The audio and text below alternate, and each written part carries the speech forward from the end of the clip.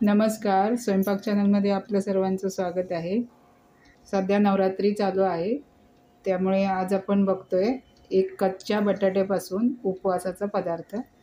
तर कच्चा बटाटा इथे मी एक मोठा घेतलाय आणि तो सोलून घेतलाय। आता आपण तो किसणीवरती किसून घेऊया।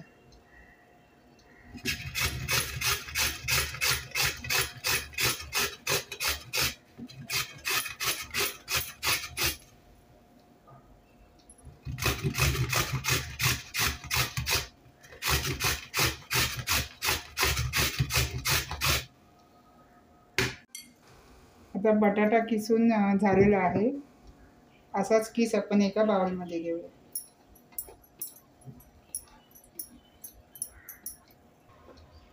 त्याच्यामध्ये घालूया अर्धा चमचा जिरे, अर्धा इंच आल्याचा किस आणि हिरवी बारीक चिरलेली मिरची। हे सर्व त्याच्यामध्ये घालूया। चवीनुसार मीठ घालूया आणि थोडंसं बाइंडिंगसाठी शेंगदाण्याचं कूट 1-2 चमचे घालूया। आता हे सर्व मिक्स करूया।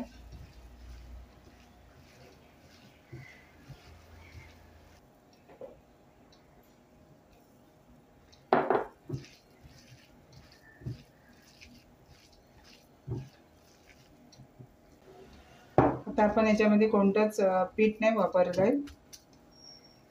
तर इथे गॅसवर आपण तव्यावरती तूप तापून घेऊया।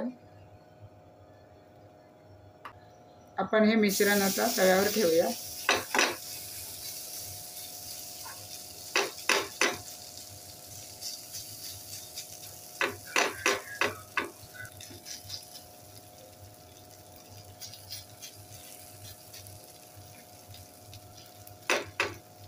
तुम्ही कोथिंबीर खात असाल तर कोथिंबीर सुद्धा याच्यामध्ये घालू शकता। त्याला असं चमच्याने व्यवस्थित राऊंड आकार करूया।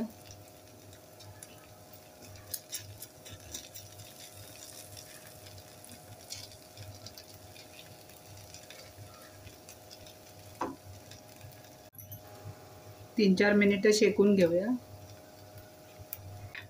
आता याला आपण परतून घेऊया।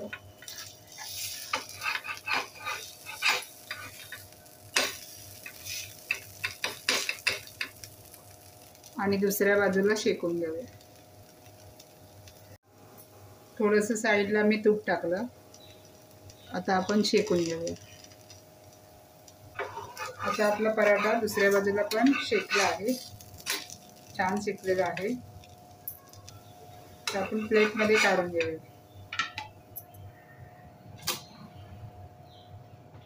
तर इथे मी एक मोठा कच्च्या बटाट्यापासून कोणतंही पीठ न वापरता उपवासाचा पदार्थ बनवलेला आहे।